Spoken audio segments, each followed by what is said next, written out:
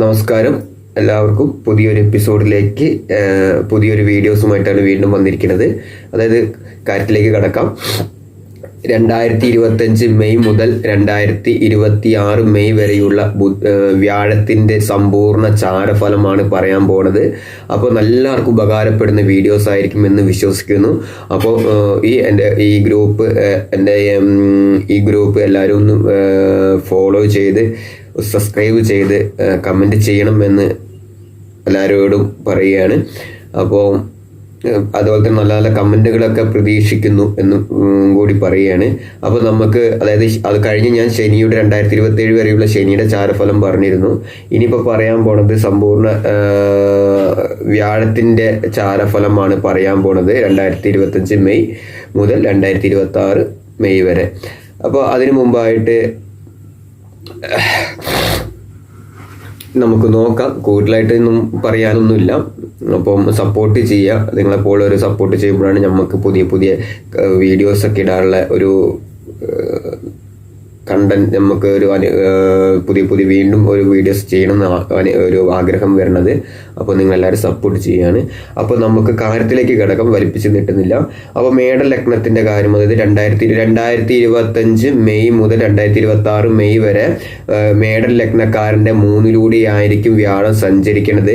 3 വ്യാഴം സഞ്ചരിക്കുന്ന സമയത്ത് 3-ാം ഭാവത്തിൽ നിന്ന് കഴിഞ്ഞാൽ സ്ഥാനഭ്രംശവും ഇഷ്ടജനങ്ങളുമായിട്ടുള്ള വേർപാടും കാര്യതടസ്സവും രോഗങ്ങളും ഉണ്ടാകാം. അപ്പോൾ ഈ 3-ാം ഭാവത്തിലൂടെ, അതായത് മേടലഗ്നത്തിന്റെ 3 വ്യാഴം സഞ്ചരിക്കുന്ന കാലഘട്ടം വളരെ ശ്രദ്ധയോടുകൂടി ആ ഒരു വർഷം 2026 മെയ് വരെ ഒരു വർഷം വളരെ ശ്രദ്ധയോട് കൂടിയിട്ട് മുന്നോട്ട് പോകേണ്ടതാണ്. അതേപോലെ തന്നെ സ്ഥാനഭ്രംശ, ജോലി സംബന്ധമായിട്ട് പ്രശ്നങ്ങൾ വരാം, ഇഷ്ടജനങ്ങളായിട്ട് വേണ്ടപ്പെട്ട ആൾക്കാരുമായിട്ടുള്ള കലഹങ്ങളൊക്കെ വരാം, ഇഷ്ടജനങ്ങളുമായിട്ടുള്ള വേർപാടുകൾ വരാം. അതേപോലെ തന്നെ കാര്യതടസ്സങ്ങളൊക്കെ ഉണ്ടാകാം, ചെറിയ ചെറിയ രോഗങ്ങൾ, ബ്ലഡ് പരമായിട്ടുള്ള രോഗങ്ങളൊക്കെ കാലാട്ടിക്കൊണ്ടിരിക്കാം. അതേപോലെ തന്നെയാണ് അടുത്തത് 2-ാം ഭാവത്തിലൂടെ, അതായത് ഇടവൽ ലഗ്നത്തിന്റെ 2 എന്ന് പറയുന്നത്, ഇടവൽ ലഗ്നം 2 എന്ന് പറയുന്നത് മിഥുനൻ രാശിയാണ്. ഇടവൽ ലഗ്നത്തിന്റെ 2 വ്യാഴം സഞ്ചരിക്കുന്ന കാലഘട്ടം ധനവും കുടുംബവും ഉണ്ടാവുകയും വാക്ക് പാലിക്കുകയും ചെയ്യുമെന്ന് പറയുന്നത്. അപ്പോൾ ധനപരമായിട്ടും അതേപോലെ തന്നെ 2-ാം ഭാവം പറയുന്നത് ധനത്തിന്റെ ഭാവമാണ്, വിദ്യേന്റെ ഭാവമാണ്, കുടുംബപരമായിട്ടുള്ള കാര്യങ്ങൾ. അപ്പം ആ സമയങ്ങൾക്ക് കുടുംബസുഖങ്ങളൊക്കെ ഉണ്ടാകുകയും ചെയ്യും. ധനപരമായിട്ട് ക്ലേശങ്ങൾക്കൊക്കെ മാറ്റങ്ങൾ വരും. അതായത് ഇടവൽ ലഗ്നത്തിന്റെ 2 എന്ന് പറഞ്ഞ മിഥുനൻ രാശിയാണ്. 2025 മെയ് മുതൽ 2026 മെയ് വരെ ഈ ഇടവൽ ലഗ്നക്കാർക്ക് വ്യാഴം അനുകൂല കാലഘട്ടമാണ് പറയണത്. അപ്പോൾ അനുകൂലമായ കാര്യങ്ങളായിരിക്കും നടക്കുന്നത്. അപ്പോൾ അതെല്ലാം നമുക്ക് പരിശ്രമിച്ചാൽ തീർച്ചയായിട്ടും നമുക്ക് അതിൻ്റെ ഒരു മാറ്റങ്ങളൊക്കെ ഉണ്ടാകും എന്ന് തീർച്ചയായിട്ടും പറയാൻ പറ്റും. അത് കഴിഞ്ഞാൽ പിന്നെ മിഥുന ലഗ്നത്തിൻ്റെ ലഗ്നത്തിലൂടെയാണ്. ഇപ്പം എല്ലാവരും ചന്ദ്രാലാണ് എല്ലാം കൂറുഫലം പറയുന്നത്. ഞാൻ ചന്ദ്രാലല്ല പറയണത്. അതിൻ്റെയൊക്കെ വിശദീകരണം ഞാൻ ഇതിന് മുന്നേ പറഞ്ഞിട്ടുണ്ട്, എന്താണ് കാര്യങ്ങളൊക്കെ. വീണ്ടും അടുത്ത എപ്പിസോഡുകളിൽ ഇതിനെക്കുറിച്ച് വീണ്ടും വീഡിയോസുകളൊക്കെ ഉണ്ടായിരിക്കുന്നതാണ്. അപ്പം എന്തുകൊണ്ടാണ് ഈ ലഗ്നാൽ പറയുന്നത്, എന്തുകൊണ്ടാണ് ചന്ദ്രാൽ പറയുന്നത്, പറയാത്തത് എന്തുകൊണ്ടാണെന്ന് പലർക്കും ശേഷിച്ചിട്ടുണ്ട്. അപ്പോൾ അതിനുള്ള വീഡിയോസൊക്കെ ഞാൻ ഇട്ടിട്ടുണ്ട്. ഇനിയും അതിനെക്കുറിച്ച് വിശദമായിട്ട് പിന്നെ പറയാം. അപ്പം മിഥുന ലഗ്നത്തിൻ്റെ ലഗ്നത്തിലൂടെയാണ് നമുക്ക് വ്യാഴം സഞ്ചരിക്കുന്നത്. അതായത് 2025 മെയ് മുതൽ 2025 മെയ് വരെ 2026 മെയ് വരെ നമുക്ക് വ്യാഴത്തിൻ്റെ സഞ്ചാരം മിഥുന രാശി തന്നെയായിരിക്കും. ആ രാശി തന്നെയായിരിക്കും ആ ലഗ്നക്കാർക്ക് 1-ാം ഭാവത്തിലൂടെ. അപ്പം ലഗ്നം എന്ന് പറയുന്നത് 1-ാം ഭാവമാണ്. 1-ാം ഭാവത്തിലൂടെ വ്യാഴുമ്പോൾ ദേശം വിട്ടുപോയി മർത്തനാശം വരികയും ശത്രുക്കൾ ഉണ്ടാവുകയും ചെയ്യും. അമിതമായ ശത്രുക്കൾ ഉണ്ടാവാം, ദേശം വിട്ടുപോകാം, ചിലപ്പം പുതിയ ചിലപ്പോൾ ജോലി സംബന്ധമായിട്ട് വിദേശത്ത് പോകാനായിരിക്കും ദേശം വിട്ടുപോകുക എന്ന് പറയുന്നത്. അതുപോലെ തന്നെ അർത്ഥനാശം. അപ്പം ഈ അർത്ഥനാശം എന്ന് പറയുമ്പോൾ വളരെ ശ്രദ്ധയോടുകൂടി തന്നെ കാര്യങ്ങൾ പോകാം. ധനനഷ്ടമൊക്കെ വരാം, അതൊക്കെ അതിൽ പെടുന്നതാണ്. അപ്പോൾ തടസ്സങ്ങളൊക്കെ ചെറുതായിട്ടൊക്കെ വരാം, അത് ശ്രദ്ധിക്കുകയാണ്. അടുത്തത് കർക്കിടക ലഗ്നത്തിൻ്റെയാണ്. കർക്കിടക ലഗ്നത്തിന്റെ എന്ന് പറയുന്നത്, കർക്കിടക ലഗ്നം എന്ന് പറഞ്ഞാൽ കർക്കിടക ലഗ്നം 12 എന്ന് പറഞ്ഞത് മറ്റേ മിഥുനൻ രാശി തന്നെയാണ്. കർക്കിടകം ലഗ്നത്തിന്റെ 12 സഞ്ചരിക്കുന്ന കാലഘട്ടം എന്ന് പറയുന്നത്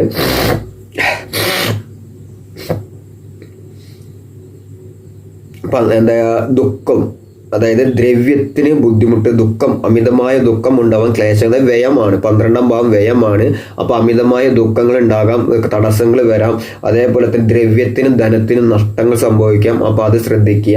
അതേപോലെ തന്നെയാണ് ചിങ്ങ ലഗ്നത്തിന്റെ 11 ആയിരിക്കും വ്യാഴം സഞ്ചരിക്കുന്നത്. അതായത് അടുത്തതാണ് ചിങ്ങ ലഗ്നം. 2025 മെയ് മുതൽ 2026 മെയ് വരെ ചിങ്ങ ലഗ്നത്തിന്റെ 11 വ്യാഴം സഞ്ചരിക്കുമ്പോൾ 11 വരവിന്റെ സ്ഥാനമാണ്. നല്ല കാര്യങ്ങളാണ് പറയുന്നത്. 11ാം ഭാവത്തിൽ നിന്ന് ഞാൻ പുത്രന്മാരും സ്ഥാനവും മാനവും മറ്റ് സിദ്ധിക്കുകയും ചെയ്യും.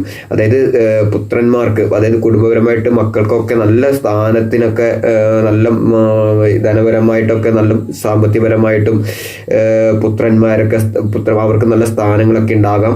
അപ്പോൾ അവരൊക്കെ ആ സമയത്ത് പരിശ്രമിക്കാം. നമ്മൾ ഇതൊക്കെ യോഗങ്ങളൊക്കെ ഉണ്ട് എന്ന് പറഞ്ഞിട്ട് പരിശ്രമിക്കാണ്ടിരുന്ന് കഴിഞ്ഞാൽ ഒരു കാര്യമില്ല. നമ്മൾ തന്നെ അവിടെ പ്രയത്നിച്ചാൽ മാത്രമേ നമുക്ക് കാര്യമുള്ളൂ.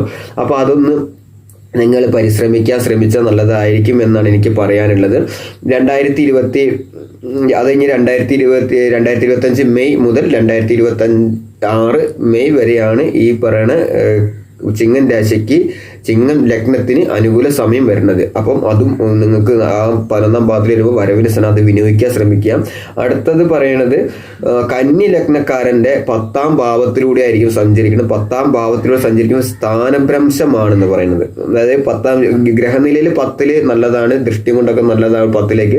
പക്ഷെ ചാരഫലം പറയുന്ന സമയത്ത് ലഗ്നത്തിന്റെ 10, അതായത് കന്നി ലഗ്നത്തിന്റെ 10 എന്ന് പറയുന്നത് മിഥുനൻ രാശി തന്നെയാണ്. അവിടുന്ന് രാശി കന്നി ലഗ്നം എണ്ണി തുടങ്ങി കഴിഞ്ഞാൽ 10ാം ഭാവം അവസാനിക്കുന്നത് മിഥുനൻ രാശി തന്നെയായിരിക്കും.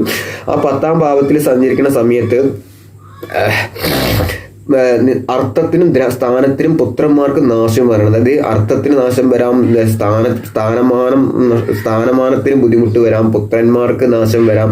അപ്പോൾ അങ്ങനെയൊക്കെ ആചാര്യം പറയുന്നുണ്ട്, ചെറിയ ചെറിയ തടസ്സങ്ങളൊക്കെ വരാൻ സാധ്യതയുണ്ട് എന്ന് പറഞ്ഞ് മെയ് 25 മെയ് മുതൽ 26 മെയ് വരെ. അപ്പോൾ വളരെ ശ്രദ്ധയോട് കൂടിയിട്ട് ഈ പറഞ്ഞ കന്നി ലഗ്നക്കാരൻ ശ്രദ്ധയോട് കൂടിയിട്ട് മുന്നോട്ട് പോകേണ്ടതാണ്. അപ്പോൾ അങ്ങനെയുള്ള കാര്യങ്ങൾ ചെയ്യാം. അടുത്തത് പറയുന്നത് തുലാം രാശിയുടെ 9ാം ഭാവത്തിലൂടെ ആയിരിക്കും വ്യാഴം സഞ്ചരിക്കുന്നത്. മെയ് മുതൽ 2025 മെയ് മുതൽ 2026 മെയ് വരെ തുലാം രാശിയുടെ 9ാം ഭാവത്തിലൂടെ ആയിരിക്കും സഞ്ചരിക്കുന്നത്. 9ാം വ്യാഴത്തിലൂടെ സഞ്ചരിക്കുന്ന സമയത്ത് സർവ്വ സൗഭാഗ്യ സിദ്ധിയും, ഒന്നും പറയാനില്ല, സർവ്വ സൗഭാഗ്യ എന്ന് കറിഞ്ഞു കഴിഞ്ഞാൽ തന്നെ ചിന്തിച്ചാൽ മതി, എല്ലാ സൗഭാഗ്യങ്ങളും.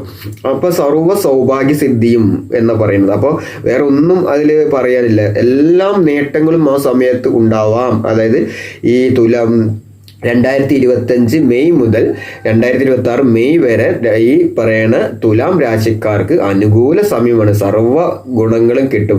അത് ഗുണങ്ങൾ വെറുതെ വീട്ടിലിരുന്നു കൊണ്ട് ഗുണങ്ങൾ കിട്ടത്തില്ല എന്നും കൂടി മനസ്സിലാക്കുക നമുക്ക്. കാരണം നമ്മൾ അത് കർമ്മത്തിലൂടെ മാത്രമേ നമുക്ക് അതിൻ്റെ ഗുണങ്ങൾ കിട്ടത്തുള്ളൂ. അല്ലാണ്ട് നമ്മൾ എന്ത് ചെയ്തിട്ടും ഒരു ഫലമില്ല. അത് മനസ്സിലാക്കുക. നമ്മുടെ കർമ്മം എന്ന് പറയുന്നത് ഒന്ന് നമ്മുടെ ടൈം എന്ന് പറയുന്നത് നമ്മുടെ ഗ്രഹനില എന്ന് വിചാരിച്ച് ചെയ്തോളൂ. ഗ്രഹനില എന്നുള്ള കൺസെപ്റ്റ് വെച്ചോളൂ. രണ്ടാമത് നമ്മുടെ ചുറ്റുപാട്, അത് നമുക്ക് ഏറ്റവും അടിസ്ഥാനപരമായിട്ട് നമ്മുടെ ചുറ്റുപാട്. മൂന്നാമത് കർമ്മം. ഈ 3 നമ്മുടെ ജീവിതത്തിൽ ഉണ്ടെങ്കിൽ മാത്രമേ നമ്മൾ വിചാരിച്ച കാര്യങ്ങളൊക്കെ എത്തുള്ളൂ. എനിക്ക് എത്ര യോഗങ്ങളുണ്ട്, എത്ര നല്ല സമയം എന്ന് പറഞ്ഞിട്ട് ഒരു കാര്യവുമില്ല.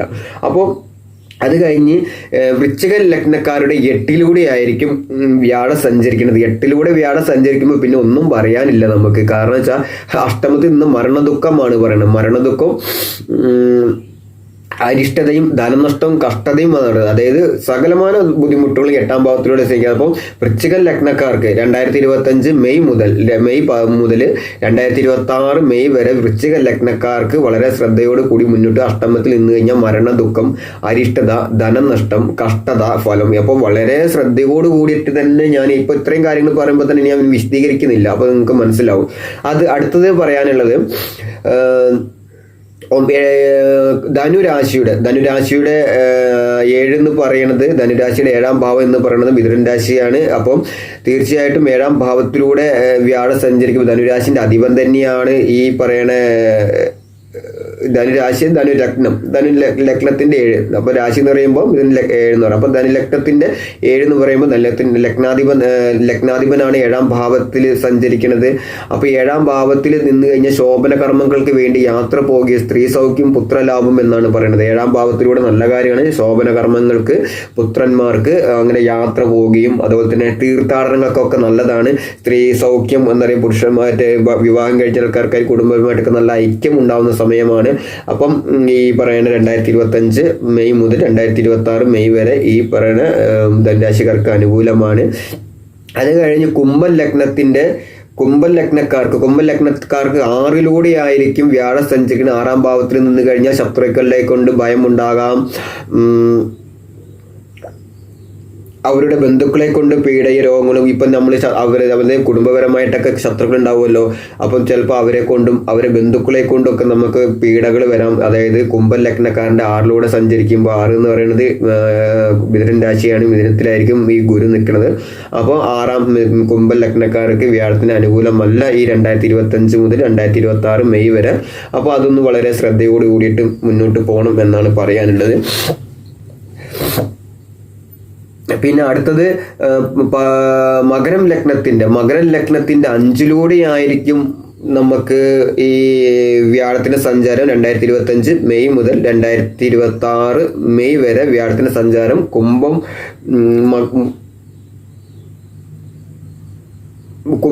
കുംഭൻ ലഗ്നക്കാരന്റെ 5 ആയിരിക്കും. അപ്പം അത് 5ാം ഭാവത്തിലൂടെ സഞ്ചരിക്കുമ്പോൾ പുത്രോപത്യം, അതായത് പുത്രന്മാര് സന്താനപരമായിട്ടൊന്നും ക്ലേശങ്ങൾ ഉണ്ടാവത്തില്ല.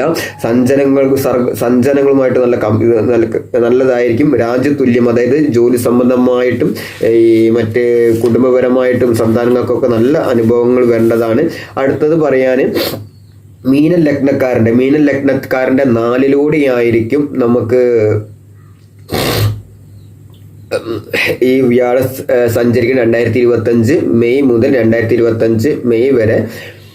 മീനൻ ലഗ്നക്കാരൻ്റെ 4ാം ഭാവത്തിലൂടെ സഞ്ചരിക്കുന്ന സമയത്ത് നിന്നാൽ ബന്ധുക്കൾ മൂലം ഉണ്ടാകുന്ന ദുഃഖങ്ങളും ദീനത്വവും, നാൽക്കാലികളിൽ നിന്നും ഭയവും ഫലം എന്ന് പറയാം. അത് ഈ കുടുംബത്തിൽ മൃഗങ്ങളൊക്കെ വളർത്തുന്ന ആൾക്കാരാണെങ്കിൽ അവരോടൊക്കെ പരിപാലിക്കുമ്പോൾ ഒന്ന് ശ്രദ്ധിക്കണം. കാരണം വെച്ചാൽ എന്തെങ്കിലും അതിലൂടെ ചിലപ്പോൾ ഒരു ബുദ്ധിമുട്ട് നിങ്ങൾക്ക് വരാം.